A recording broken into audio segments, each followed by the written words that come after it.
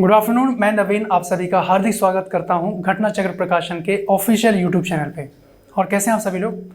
आज हम लोग उसी श्रृंखला को कंटिन्यू कर रहे हैं जहां पे हम लोग जीएस पॉइंटर में सामान्य भूगोल के बारे में बात कर रहे हैं, है ना। सामान्य भूगोल में हम लोगों ने अभी तक जो सेशन लिए हुए हैं आप लोगों को समझ में आए होंगे, पूरा इसका विश्लेषण हम लोग कर रहे हैं, ठीक है। अभी इसमें जो पहला सेगमेंट आप लोगों का चल रहा है वो है विश्व का भूगोल, वो है विश्व का भूगोल। और ठीक इसके बाद हम लोग बात कर रहे होंगे भारत के भूगोल की, ठीक है जी। तो 2 डायमेंशन में आपको चीज़ें प्रिपेयर करनी होती हैं। विश्व के भूगोल के संदर्भ में कई सारे डायमेंशन हम लोगों ने डिस्कस किए हुए हैं, अब उसी के आगे हम लोग इसको कंटिन्यू करते हैं, ठीक है। देखिए आज जहाँ पे हम लोग शुरू कर रहे हैं वो है भाषाएं। अब भाषाओं के संदर्भ में क्या क्या चीज़ें आपको ध्यान रखनी होती हैं, जहाँ से प्रश्न आपके एग्जाम में आते हैं, वो पॉइंट जरा समझें। सबसे पहले समझें कि एस्पेरेंटो है, ये क्या है एस्पेरेंटो। सिंपल सा एक फैक्चुअल प्रश्न आ जाता है कि विश्व भाषा के रूप में कार्य करने के लिए बनाई गई एक कृत्रिम भाषा है। क्या है? विश्व भाषा के रूप में कार्य करने के लिए बनाई गई एक कृत्रिम भाषा है। तो एस्पेरेंटो क्या है, ध्यान रखेंगे। उसके बाद विश्व में सर्वाधिक व्यक्तियों द्वारा बोली जाने वाली भाषा कौन सी है? 2021 के अनुसार वो है मंदारिन, चीनी भाषा है। ये विश्व में सर्वाधिक बोले जाने वाली भाषा है, यहाँ पे ध्यान रखेंगे, ठीक है। अगला देखिए, सिंगापुर की प्रमुख भाषाओं में शामिल है, कौन शामिल है? मलय, वहाँ की राष्ट्रीय भाषा। तमिल भी है, अंग्रेजी भी है, मंदारिन भी है और चाइनीज़ भी है, ठीक है जी। तो मंदारिन का संबंध कहाँ से? चीनी भाषा से है, ये पॉइंट यहाँ पे आप लोग ध्यान रखें। अगला देखिए, अब यहाँ पे सही सुमेलन के संदर्भ में प्रश्न आपके सामने पूछा जा सकता है कि भाई भाषा है और किस देश से इसका संबंध है। जैसे डेनिश, नाम से पता लग रहा है डेनमार्क। डच, नीदरलैंड, है ना। जो डच भारत आए थे, यूरोपीय जो भारत आए डच नीदरलैंड के ही थे, ध्यान रखना है। मंदारिन अब आपको क्लियर हो गया होगा, चाइना की भाषा है। बहासा ये कहाँ की है? इंडोनेशिया की है। बहासा कहाँ की है? इंडोनेशिया, ठीक है। उसके बाद देखिए next point, Chile, Colombia, Congo गणराज्य में से किस एक की राजभाषा स्पेनिश नहीं है? स्पेनिश नहीं है, तो कॉन्गो की स्पेनिश नहीं है, कॉन्गो गणराज्य की स्पेनिश नहीं है, बल्कि चिली और कोलंबिया की स्पेनिश भाषा देखने को मिलती है, ठीक है। यहाँ पे ध्यान रखेंगे। उसके बाद देखिए, अब हम लोग भाषा के संदर्भ में वहाँ से प्रश्न आपको देखने को मिल सकते हैं। अब हम लोग बात करते हैं आर्थिक भूगोल की, ठीक है। देखिए आर्थिक भूगोल में जो सबसे महत्वपूर्ण रोल प्ले करता है वो है एग्रीकल्चर और पशुपालन आप कह सकते हैं, ठीक है। विश्व का वह देश जो गेहूं तथा चावल दोनों का संसार का सबसे बड़ा उत्पादक देश है, विश्व के संदर्भ में बात हो रही है, तो यहाँ पे ध्यान रखेंगे चाइना है, ठीक है जी। 2020 के अनुसार यहाँ पे ध्यान रखेंगे चाइना है। और धान उत्पादन में विश्व में भारत का स्थान कौन सा है? तो दूसरा स्थान है। धान उत्पादन में विश्व में कौन सा स्थान है? दूसरा स्थान है धान के उत्पादन में, पहले नंबर पे है चाइना। क्लियर है यहाँ तक? उसके बाद चावल की कृषि के अंतर्गत सर्वाधिक क्षेत्र कहाँ पे है? तो भारत में ही है, ये पॉइंट यहाँ पे ध्यान रखें, क्षेत्रफल की दृष्टि से भारत, ठीक है। वह देश जिसमें धान की खेती उत्पादकता सर्वाधिक है, देखिए दोनों टर्म्स में अलग अलग फर्क है, तो वो है ऑस्ट्रेलिया। शब्द बदला आंसर बदलेगा, ठीक है, तो यहाँ पे ध्यान रखेंगे। चलिए अगला देखिए, संकर धान की खेती सर्वाधिक लोकप्रिय है कहाँ? चाइना में है, ये पॉइंट यहाँ पे ध्यान रखें। संकर धान की खेती चाइना में ये सर्वाधिक लोकप्रिय देखने को मिलती है। वहीं पे विश्व का धान जीन बैंक स्थित है फिलीपींस, धान जीन बैंक, है ना। अंतरराष्ट्रीय चावल अनुसंधान संस्थान, जो मैंने कहा है नोट कर लीजिएगा, अंतरराष्ट्रीय चावल अनुसंधान संस्थान फिलीपींस की राजधानी मनीला में है, ठीक है। वहीं पे पूछा जाए राष्ट्रीय चावल अनुसंधान संस्थान, तो आपको ध्यान रखना है उड़ीसा के कटक में है, ठीक है। ये 2 पॉइंट ध्यान रखें। फिर देखिए, विश्व में गन्ने का द्वितीय बृहत्तम उत्पादक कौन है? तो देखिए पहले नंबर पे ब्राजील है, दूसरे नंबर पे भारत है और तीसरे नंबर पे चाइना है गन्ने के संदर्भ में, ठीक है। उसके बाद विश्व में चुकंदर के 2 सबसे बड़े उत्पादक देश कौन से हैं? तो रूस और फ्रांस, चुकंदर के हैं रूस और फ्रांस, ठीक है। उसके बाद देखिए, वह देश जिसमें चुकंदर से चीनी तैयार की जाती है, तो ये है यूक्रेन, जो अभी चर्चा में था। यहाँ पे पॉइंट ध्यान रखेंगे, चुकंदर से चीनी तैयार की जाती है यूक्रेन में, और यूक्रेन की राजधानी कमेंट सेक्शन में कमेंट करके बताइएगा। चलिए अगला देखिए, विश्व में सबसे अधिक कपास का उत्पादन होता है, तो टॉप नंबर पे है भारत, है ना। महाराष्ट्र, गुजरात और पश्चिमी मध्य प्रदेश का रीजन, काली मिट्टी वहीं पाई जाती है जिसको रेगुर नाम से जान रहे हैं, जो कि कपास के उत्पादन के लिए बहुत महत्वपूर्ण मानी जाती है। ठीक है, वहीं पे बात करें दूसरे नंबर पे है चाइना, तीसरे नंबर पे संयुक्त राज्य अमेरिका यानी यूएसए। यूएसए में भी अच्छे उच्च किस्म की जो कपास है वो देखने को मिलती है। ठीक है, कपास का प्रति हेक्टेयर उत्पादन 2020-21 में जो आंकड़ा आया है विश्व में सर्वाधिक है, तो वो कौन सा है, वो है ऑस्ट्रेलिया। ठीक है जी, क्योंकि यहाँ पे भेड़ पालन अत्यधिक मात्रा में देखने को मिलता है ऑस्ट्रेलिया में, और भेड़ पालन से जो ऊन प्राप्त होती है उसको यहाँ पे मैरून ऊन बोलते हैं उसको। तो कपास का प्रति हेक्टेयर उत्पादन विश्व में सर्वाधिक है, तो ऑस्ट्रेलिया ध्यान रखेंगे। और जहाँ पे भेड़ पालन किया जा रहा है उस जगह को बोलते हैं स्टेशन, है ना, रेलवे स्टेशन नहीं, स्टेशन बोलते हैं, तो ध्यान रखेंगे। यहाँ तो हम लोग बोलें कि स्टेशन जा रहे हैं तो माइंड में आता है भैया रेलवे स्टेशन जा रहे हैं, लेकिन वहाँ जब कोई बोलता है कि मैं स्टेशन जा रहा हूँ, I am going for station to look after my sheep, जो भी है, तो आप समझ जाएंगे कि भाई ये अपने भेड़ पालन केंद्र में जा रहा है। ठीक है, वहीं पे देखिए, वह देश जो अरंड तेल बीज का सबसे बड़ा उत्पादक और निर्यातक है तो वो भारत ही है। ठीक है, उसके बाद विश्व में केले का सबसे बड़ा उत्पादक, केले का सबसे बड़ा उत्पादक टॉप नंबर पे भारत, दूसरे नंबर पे चाइना और तीसरे नंबर पे इंडोनेशिया। केले के सबसे बड़े उत्पादक यहाँ पे देखने को मिलते हैं। ठीक है, अगला देखिए, विश्व में नारियल, विश्व में नारियल का सबसे बड़ा उत्पादक देश, नारियल का सबसे बड़ा उत्पादक देश है इंडोनेशिया पहले नंबर पे। ठीक है, दूसरे नंबर पे भारत है और तीसरे नंबर पे फिलीपींस। और विश्व में फल उत्पादक के रूप में भारत का स्थान कौन सा है? फल उत्पादन की दृष्टि से बात की जाए तो भारत कहीं ना कहीं दूसरे स्थान पे आता है, तो यहाँ पे सेकंड पोजीशन भारत की हो जाती है। वहीं पे तंबाकू उत्पादन की बात की जाए जो कि नकदी फसल है, व्यापारिक फसल है, इसका विश्व में प्रथम स्थान किसका है? तो चाइना है। दूसरे नंबर पे भारत है और तीसरे नंबर पे ब्राज़ील। यहाँ पे ध्यान रखें। अब यहाँ पे सही कथन देखिए, वो फिर ऑप्शन के विकल्प के अनुसार आप लोग जाते हैं, तो यहाँ पे सही कथन के संदर्भ में चीन विश्व में तंबाकू का वृहत्तम उत्पादक है। अभी आप लोगों ने देखा तंबाकू का वृहत्तम उत्पादक चीन है, बिल्कुल सही है। यूएस विश्व में ज्वार का वृहत्तम उत्पादक है, ये पॉइंट यहाँ ध्यान रखें। ज्वार के संदर्भ में बात की जाएगी तो यूएसए टॉप नंबर पे है। ठीक है, अगला देखें, विश्व में प्राकृतिक रबड़, है ना, प्राकृतिक रबड़ की बात हो रही है, इसका सबसे बड़ा उत्पादक देश थाईलैंड है भाई, थाईलैंड ध्यान रखेंगे, थाईलैंड। ठीक है, वहीं पे देखिए श्रीलंका में कॉफी की कृषि बंद कर दी गई, कॉफी की कृषि बंद कर दी गई। कहाँ? पर्णकीट रोग के कारण। कौन से रोग के कारण? पर्णकीट रोग, यानी जो पत्ते हैं उस पर रोग हो जाता है, पर्णकीट रोग। कॉफी के संदर्भ में एक पॉइंट हमेशा ध्यान रखेंगे, देखिए ब्राजील में कॉफी के बागान को क्या बोलते हैं? ये एक छोटा सा प्रश्न मैं आपको होमवर्क के तौर पे दे रहा हूं। होमवर्क यानी कमेंट सेक्शन में करके बताइएगा, फिर आप कभी जीवन में नहीं भूलेंगे उसको, है ना। ब्राजील में मैं लिख दे रहा हूं, ब्राजील में कॉफी के बागान को, ब्राजील में कॉफी के बागान को क्या कहते हैं? ये आपके सामने प्रश्न पूछा गया है, कमेंट सेक्शन में कमेंट करके बताइएगा। अगला देखिए, विश्व में कहवा यानी कॉफी की बात हो रही है कि दो अग्रगण्य उत्पादक है, ब्राजील टॉप नंबर पे है और वियतनाम। इसीलिए आपसे प्रश्न पूछा कि ब्राजील में कॉफी के बागान को क्या बोल रहे हैं। अगला देखिए, विश्व में चाय का सबसे बड़ा निर्यातक कौन है?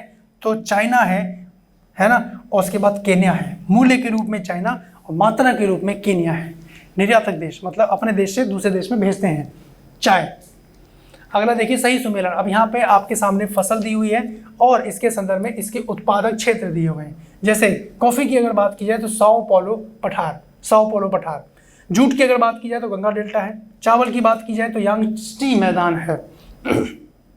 गेहूं की बात की जाए तो प्रेरी मैदान है। चावल की बात की जाए तो शिकांग बेसिन है जो कि चाइना में है। गेहूं की बात की जाए तो हवांगो बेसिन है जो कि ये भी चाइना में है। और चाय की बात की जाए तो कैंडी बेसिन जो कि श्रीलंका में है। ठीक है जी, ये किसके लिए है? चाय के लिए, कैंडी बेसिन। विकल्प के अनुसार हम लोग उसका मिलान कर रहे होते हैं। अगला देखिए, फिर से एक मिलान आपके सामने है, कोको यानी ये भी आपकी कॉफ़ी के संदर्भ में है तो घाना। कहवा आइवरी कोस्ट, ठीक है। चाय ये केन्या। गन्ना जो कि दक्षिण अफ्रीका। ठीक है, नेक्स्ट पॉइंट देखें, यूएस में कोना कॉफ़ी का उत्पादन होता है। कोना कॉफ़ी का उत्पादन होता है यूएस में, कहाँ पे? तो हवाई द्वीप आप देखेंगे मैप में तो हवाई आइलैंड है ना, हवाई द्वीप में इसका उत्पादन देखने को मिलता है। वहीं पे बात करें, वह कृषि क्षेत्र जिसमें छोटे क्षेत्रों में अधिक मानव श्रम की आवश्यकता होती है। छोटे क्षेत्रों में अधिक मानव श्रम की आवश्यकता होती है तो किसमें? व्यापारिक बागवानी में। व्यापारिक फसलें कौन कौन सी हैं? गन्ना है, तंबाकू है ना, चाय हो गया, ये सब आपकी व्यापारिक नकदी फसलें हैं। तो ये व्यापारिक बागवानी में अधिक मानव श्रम की आवश्यकता होती है छोटे क्षेत्रों में। फिर से देखिए सुमेलन के लिए आपके सामने पॉइंट है, फसलें और क्षेत्र और देश के संदर्भ में है। रबड़ जो कि मलेशिया से संबंध रख रही है, कहवा कोलंबिया, जैतून इटली और गन्ना मॉरिशस एक देश ऐसा मॉरिशस जहाँ पे हिंदी बोली भी जाती है और हिंदी लिखी भी जाती है। बहुत ही महत्वपूर्ण, ध्यान रखेंगे इस पॉइंट को। अगला देखें, सही सुमेलन पूछा जा रहा है अग्रणी उत्पादक के संदर्भ में। यहाँ पे चाइना की बात की जाए तो लौह अयस्क पदार्थ जो यहाँ पे ये है। भारत दूध के उत्पादन में सर्वप्रथम है। संयुक्त राज्य अमेरिका की बात की जाए तो पेट्रोलियम क्रूड के संदर्भ में है। और थाईलैंड जो कि अभी हमने देखा प्राकृतिक रबड़ के संदर्भ में है। ये आपका सही मिलान हो जाता है। ऐसे प्रश्नों को करना बड़ा आसान होता है, अगर आप 2 विकल्प भी जानते हैं तो ऑप्शन से आप लोग अपना आंसर हिट कर सकते हैं, बट फिर भी प्रयास करें जितनी चीज़ें आपके सामने गुजरें वो आप लोग जाने रहें। अगला देखिए, बागान कृषि के संबंध में, बागान कृषि के संदर्भ में सही कथन है। सही कथन कौन सा है यह आपसे पूछा जा रहा है। क्या उष्णकटिबंधीय बागान समुद्र तट के किनारे झुंडों में पाई जाती है? अमेज़न बेसिन में रबड़ की कृषि के लिए उत्तम भौतिक दशाएं पाई जाती हैं, परंतु कर्मकारों की वहाँ पे कमी देखने को मिलती है। तो ये सही स्टेटमेंट दिया हुआ है, यहाँ पे आप ध्यान रख सकते हैं। बागान फसलें हैं, अब बागान फसलें कौन कौन सी हैं? जैसे कॉफ़ी हो गया, सुपारी है, ताड़ है, ककोआ है, काजू, चाय, रबड़, मसाले, नारियल, ये सारे कहीं ना कहीं आप कह सकते हैं बागान फसलें हैं। बागान फसलों में इनको काउंट किया जाता है। अगला देखिए, एक फसल प्रणाली जिसके अंतर्गत फसलों को रोपण किए गए पेड़ों की कतारों के बीच के स्थान में उगाया जाता है और वह क्या कहलाता है? वो कहलाता है एले क्रॉपिंग। एले क्रॉपिंग मतलब कि एक फसल प्रणाली कैसी है कि जिसके अंतर्गत फसलों को रोपण किए गए पेड़ों की कतारों के बीच में, उस बीच वाले स्थान में उगा दिया जाता है, तो एले क्रॉपिंग कहलाता है। ठीक है, एक फसली कृषि विशेषता है किसकी? ये व्यापारिक अन्य कृषि की ये विशेषता देखने को मिलती है, यहाँ पे ध्यान रखें। चेना, झूमिंग, मिल्पा और फेजेंडा में चलवासी कृषि नहीं है, चलवासी कृषि नहीं है, और वो है फेजेंडा। ठीक है जी, फेजेंडा। अब मैं आपको आंसर बता ही दूँ, फेजेंडा ही है जिसको ब्राज़ील में कॉफ़ी के बागान को फेजेंडा ही कहते हैं, ये वही है ना। तो ये चलवासी कृषि नहीं है, फेजेंडा नहीं है। चेना, झूमिंग, मिल्पा ये सब चलवासी, ये सब कैसी कृषियाँ हैं? ये चलवासी कृषि का मतलब क्या होता है? काटो जलाओ कृषि। काटो जलाओ कृषि मतलब, इसका मतलब क्या है कि कोई एक ऐसा क्षेत्र, ऐसा भूमिखंड जहाँ पे पेड़ पौधे जमे हुए हैं उनको काटा जाता है, जलाया जाता है, और जो जलने के बाद उसकी राख बचती है उसी को एज ए खाद के रूप में प्रयोग कर लिया जाता है, और फिर उसके बाद कहीं ना कहीं खेती की जाती है। तो ये पर्यावरण की दृष्टि से अनुकूल नहीं है, तो अब इसको, ये प्रचलन में अब वर्तमान में नहीं है, ये पॉइंट ध्यान रखेंगे। लेकिन जो फेजेंडा है, जो कॉफ़ी का बागान है, ये तो भाई एक जगह ही स्थिर होकर किया जाएगा। तो ये फेजेंडा जो कि कॉफ़ी का बागान है, कॉफ़ी के बागान को फेजेंडा बोलते हैं ब्राज़ील में, कॉफ़ी का बागान। उम्मीद कर रहा हूँ याद रख पाएंगे। ठीक है, अगला देखिए, तुंगिया कृषि जहाँ की जाती है वह है म्यांमार। तुंगिया कृषि म्यांमार में की जाती है, आपका आंसर हो जाता है म्यांमार। ठीक है, अगला देखिए, जैव उर्वरक के रूप में प्रयोग किया जाता है, जैव उर्वरक के रूप में राइबोजियम, एज़ोटोबैक्टर और एजोस्पिलम और नील हरित शैवाल, इसके अंतर्गत ये सारे किए जाते हैं जैव उर्वरक।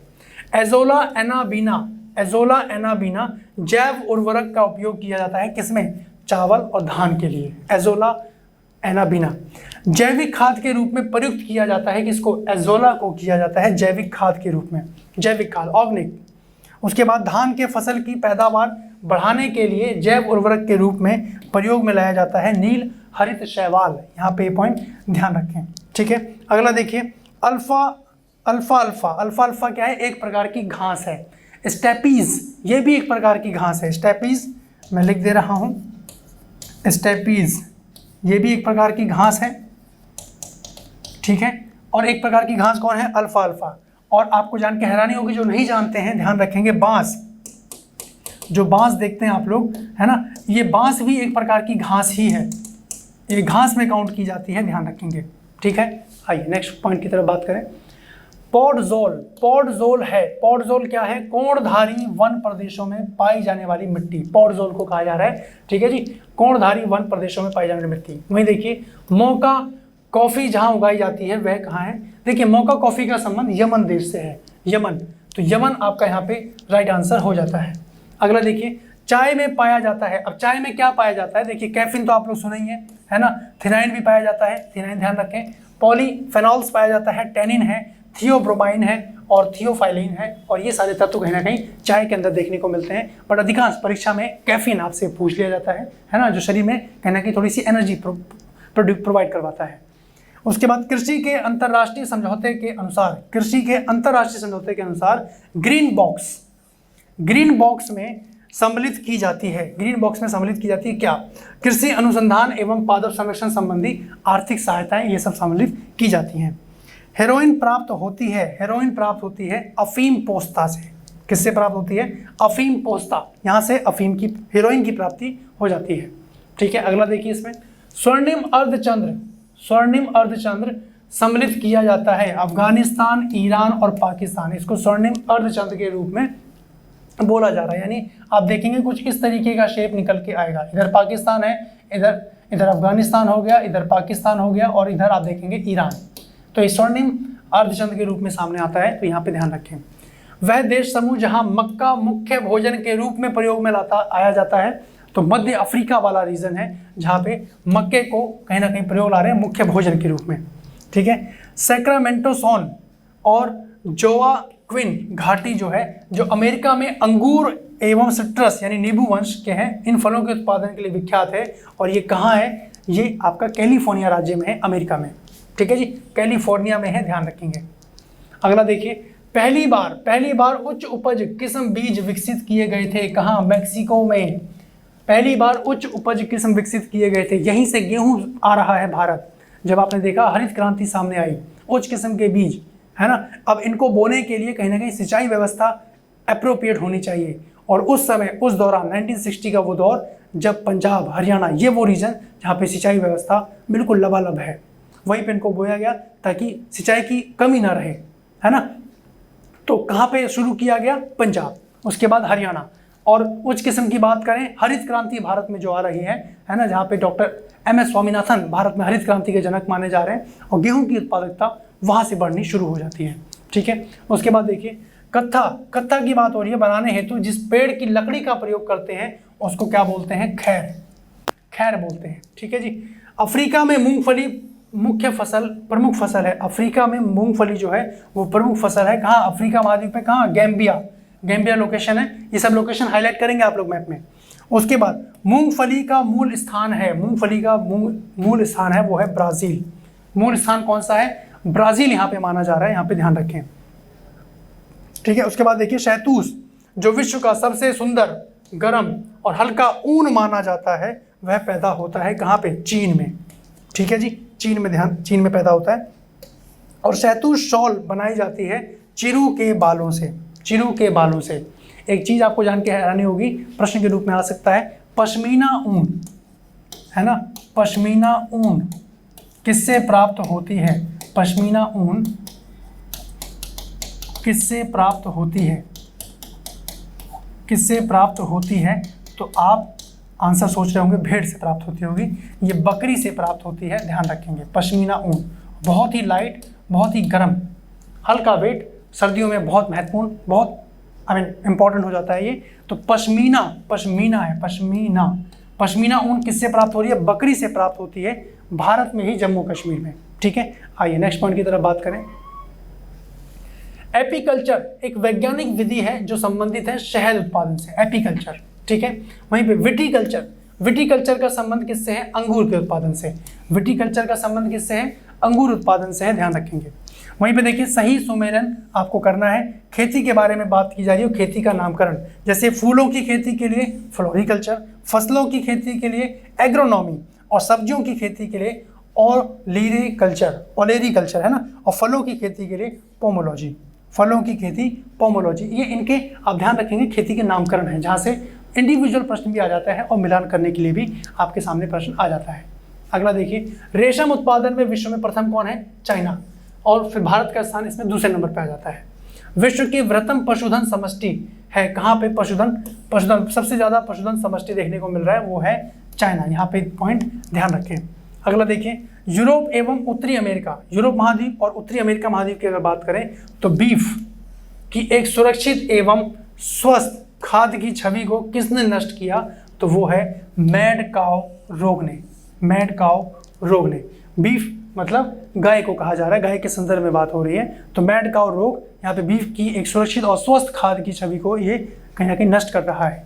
और उसके बाद विश्व में सर्वाधिक दुग्ध उत्पादन में कौन है? दुग्ध उत्पादन में तो भारत है। श्वेत क्रांति भारत में आ रही है दूध उत्पादन से संबंधित, ऑपरेशन फ्लड। और ऑपरेशन फ्लड को कौन लेके आ रहे हैं? डॉक्टर वर्गीस कुरियन। मैं यहाँ नाम लिख दे रहा हूँ, डॉक्टर वर्गीस कुरियन। कौन लेके आ रहे हैं? डॉक्टर वर्गीस कुरियन। आप चाहें तो नोट कर सकते हैं, डॉक्टर वर्गीस कुरियन।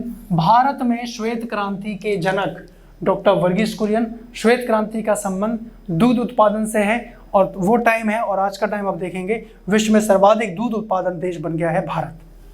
ठीक है। उसके बाद दुग्ध के अग्रणी उत्पादकों का सही अवरोही क्रम लगाना है, यानी सबसे टॉप पे कौन है, उसके बाद कौन, उसके बाद कौन, ये सारी चीजें। तो टॉप पे तो भारत है, आपको पता लग गया है। उसके बाद यूएसए है, और तीसरे नंबर पे आ जाता है पाकिस्तान।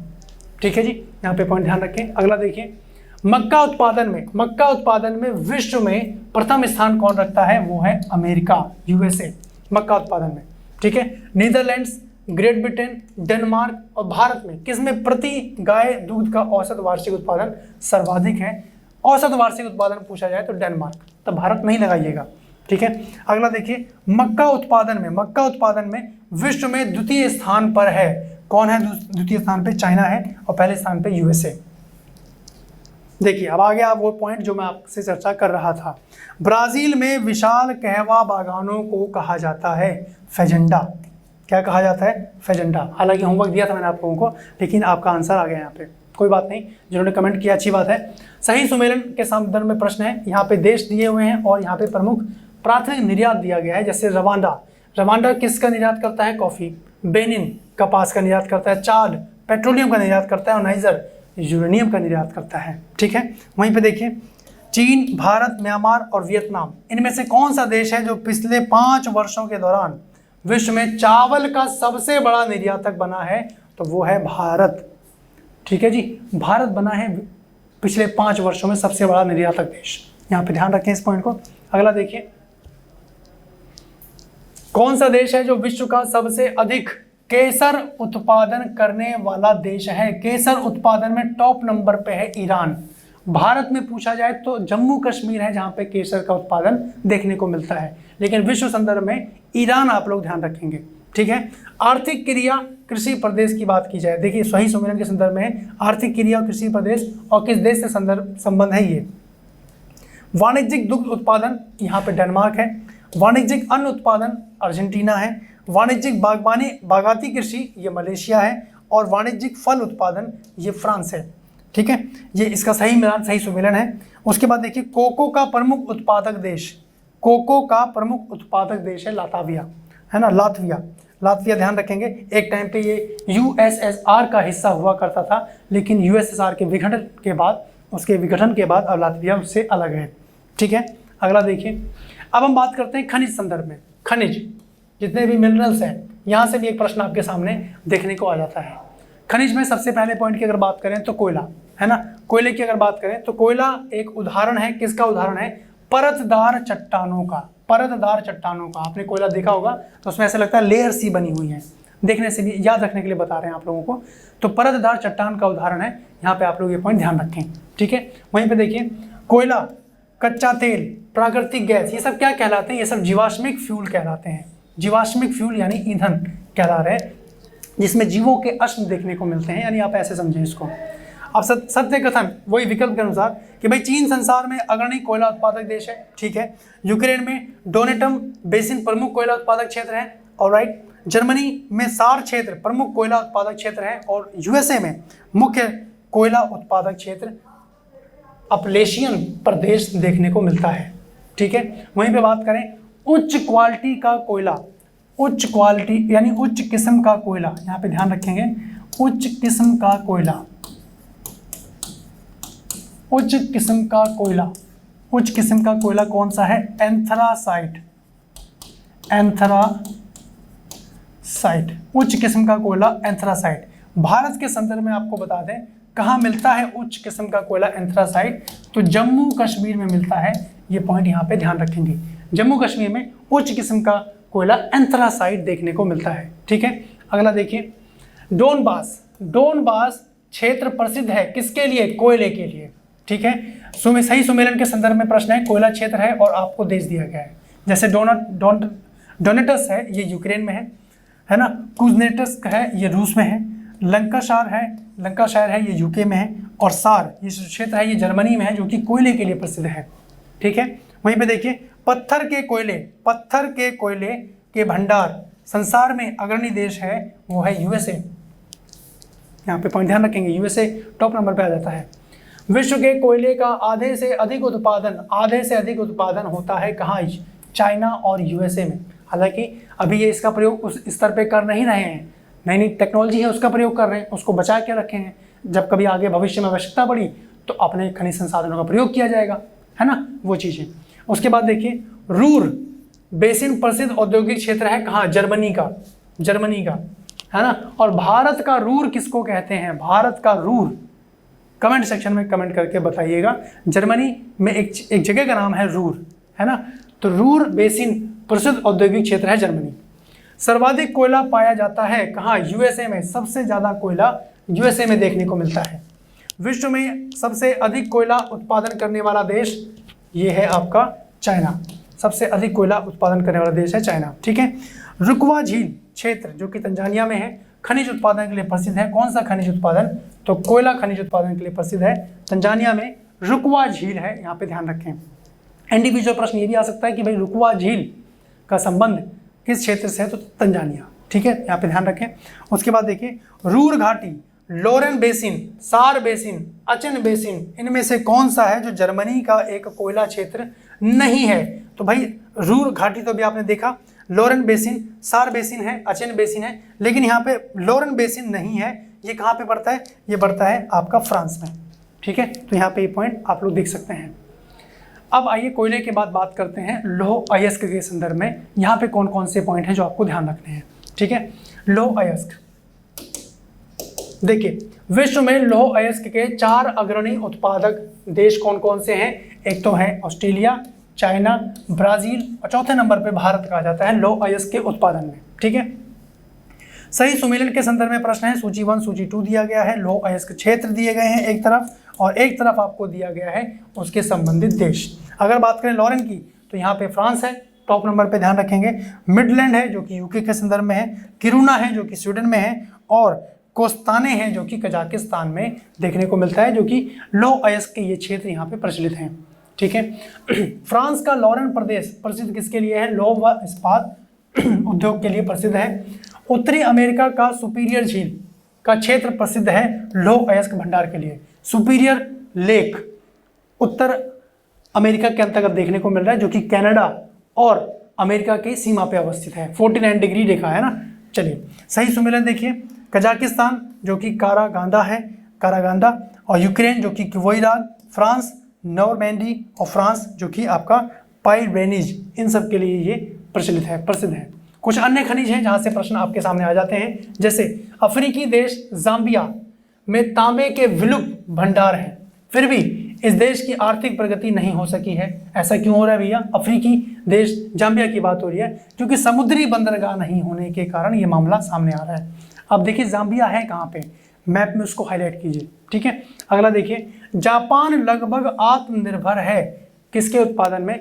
तांबे के उत्पादन में आत्मनिर्भर है, यानी इसको कहीं से आयात करने की आवश्यकता नहीं है। ठीक है, वहीं पे देखिए, अफ्रीका में सर्वाधिक तांबा उत्पादन देश है जाम्बिया, लेकिन ये आगे नहीं बढ़ पा रहा है क्योंकि समुद्री बंदरगाह नहीं है। अब चिक्विकमाटा कहाँ पड़ता है? चिली में। ये किस खनिज के लिए प्रसिद्ध है? तांबे के लिए। चिक्विकमाटा चिली में पड़ेगा। और आपको एक चीज़ और बता दें, कॉपर कैपिटल भी कहा जाता है इसको, चिली का क्या बोलते हैं? कॉपर कैपिटल इसको कहा जाता है, कॉपर कैपिटल, यानी तांबे की राजधानी चिक्विकमाटा है ना। चिक्विकमाटा कहाँ है? चिली में, और चिली की राजधानी सैंटियागो। ये सब ध्यान रखेंगे। अगला देखिए, किस देश में 2019 में सालाना सबसे अधिक सोने का उत्पादन होता है? गोल्ड का, तो चाइना। ठीक है। उसके बाद विश्व में स्वर्ण उत्पादन का सही अवरोही क्रम, सबसे ज़्यादा टॉप नंबर पे चाइना है, दूसरे नंबर पे ऑस्ट्रेलिया है, तीसरे नंबर पे रूस है और चौथे नंबर पे यूएसए है। ठीक है जी।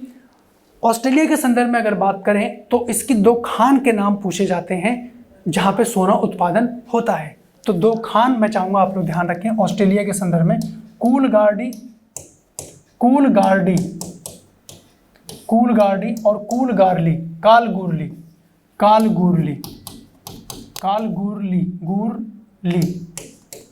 ठीक है जी, कूलगार्डी और कालगूरली ये सोने की खानें हैं ऑस्ट्रेलिया में। ठीक है। उसके बाद ऑस्ट्रेलिया में स्थित कालगूरली विख्यात है। देखिए अभी हम लोगों ने बात करी तो स्वर्ण उत्पादन के लिए है, ध्यान रखें। ठीक है। कूलगार्डी ऑस्ट्रेलिया के जिस प्रांत में अवस्थित है वो है वेस्टर्न ऑस्ट्रेलिया और इसकी राजधानी पर्थ, ध्यान रखिएगा। वहीं पे जोहानसबर्ग विख्यात है सोने और हीरे के लिए। जोहानसबर्ग कहाँ पड़ता है? अफ्रीका में। ठीक है। अगला देखें, वैदेश जो भारत को सर्वाधिक स्वर्ण का निर्यात करता है, वो है स्विट्जरलैंड। ठीक है, स्विट्जरलैंड निर्यात करता है। विश्व में चांदी का सबसे बड़ा उत्पादक देश है मैक्सिको। चांदी का उत्पादक देश सबसे बड़ा मैक्सिको है। और बॉक्साइट कच्ची धातु है किसकी? एल्यूमिनियम की। बॉक्साइट का संबंध किससे है? एल्यूमिनियम। ठीक है। विश्व में एल्यूमिनियम का सबसे बड़ा उत्पादक देश है चाइना। चीन सबसे बड़ा उत्पादक देश है। टिन मिलता है कहाँ? ये मिलता है प्लेसर निक्षेपों में देखने को मिलता है। वहीं पर संसार में टिन का सबसे अग्रणी उत्पादक देश ये भी चाइना ही है। ठीक है, चाइना यहाँ पे देखने को मिलेगा। वहीं पे बात करें मलेशिया में किंटा घाटी प्रसिद्ध है टिन उत्पादन के लिए। तो टिन के संदर्भ में 2-3 पॉइंट जो आपके सामने हैं, यहाँ पे इसको ध्यान रखें। अगला देखिए, संसार के 3 अग्रगण्य पेट्रोलियम उत्पादकों का सही अवरोही क्रम। अवरोही मतलब है घटते क्रम में, सबसे पहले कौन, उसके बाद कौन। सबसे पहले है यूएसए, फिर रूस है और फिर सऊदी अरब का क्रम यहाँ पे आ जाता है। ठीक है। मध्य पूर्व में प्रमुख तेल उत्पादक देशों का सही अवरोही क्रम पूछा जा रहा है, वही घटते क्रम में। टॉप नंबर पे है सऊदी अरब, इराक, यूएई और ईरान। अब कथन सही कौन सा है उसके संदर्भ में वही विकल्प के अनुसार आप लोग जाएंगे, लेकिन जो सही कथन रहा वो देखें। मध्य पूर्व में संसार के पेट्रोल के लगभग 46.2% भंडार पाए जाते थे। अलास्का में टेक्सास के समतुल्य पेट्रोलियम भंडार प्रमाणित हैं। अलास्का देखें आप लोग, लोकेशन मैप में हाईलाइट कीजिएगा उसको। वहीं पे देखिए यूएसए पेट्रोलियम का प्रमुख उत्पादक है। ये सभी स्टेटमेंट यहाँ पे सही हैं। अगला देखिए, इसमें दक्षिण पूर्वी एशिया का सबसे बड़ा खनिज तेल उत्पादक देश है इंडोनेशिया। सबसे बड़ा खनिज तेल उत्पादक देश है कहाँ पे? दक्षिण पूर्वी एशिया की बात हो रही है, तो इंडोनेशिया आप लोग आंसर यहाँ पे हिट करेंगे। विश्व का सबसे बड़ा प्रमाणित तेल भंडार स्थित है। सबसे बड़ा तेल भंडार वेनेजुएला, जिसकी राजधानी कैरेकस। याद रखेंगे, साउथ अमेरिका महाद्वीप का टॉप नंबर पे आप देखेंगे उत्तर की दिशा में, तो वहाँ पे आपको वेनेजुएला देश दिख जाएगा। इसको मैप में हाईलाइट कर लेंगे। ठीक है। अगला देखिए यहाँ पे, वह देश जो गैसोहोल का सबसे बड़ा उत्पादक और उपभोक्ता है वो यूएसए है। गैसोहोल का सबसे बड़ा उत्पादक है और उपभोक्ता भी है तो संयुक्त राज्य अमेरिका। ठीक है। रास तनूरा तेल शोधनशाला कहाँ है? सऊदी अरब में है ना, यहाँ पे ध्यान रखें। उसके बाद देखिए, वह देश जिसमें 1857 ईस्वी में खनिज तेल आर्थिक स्तर पर निकाला गया था, 1857 टाइम पे, तो ये है रोमानिया से निकाला गया था। ये पॉइंट यहाँ पे आप लोग ध्यान रखेंगे। क्लियर है यहाँ तक? आइए अब बात करते हैं यूरेनियम की। जो खनिज है यूरेनियम, अब यहाँ से क्या क्या प्रश्न बनते हैं जरा उसको समझा जाए कि संसार में यूरेनियम का अग्रगण्य सर्वाधिक उत्पादक है कौन है? कजाकिस्तान। यूरेनियम के संदर्भ में टॉप नंबर पे कजाकिस्तान। ठीक है। उसके बाद वह देश जो यूरेनियम का प्रमुख उत्पादक है वो है कर्नाटक, प्रमुख उत्पादक। दुनिया में सर्वाधिक आवृत खनिज उत्पादक देश कजाकिस्तान। ठीक है। उसके बाद विश्व में यूरेनियम का वृहत्तम भंडार पाया जा रहा है ऑस्ट्रेलिया। देखिए है यूरेनियम के संदर्भ में, लेकिन शब्दों का हेरफेर है, आपको समझना है। पूछा क्या जा रहा है कि यूरेनियम का अग्रगण्य सर्वाधिक उत्पादक तो कजाकिस्तान, और वृहत्तम भंडार कहाँ देखने को मिल रहे हैं? तो ऑस्ट्रेलिया। इस तरीके से आप लोग यहाँ पे ध्यान रखें। उसके बाद देखिए, यूरेनियम सिटी स्थापित करने का श्रेय किसको जाता है? कनाडा। ठीक है, यहाँ पे ध्यान रखेंगे।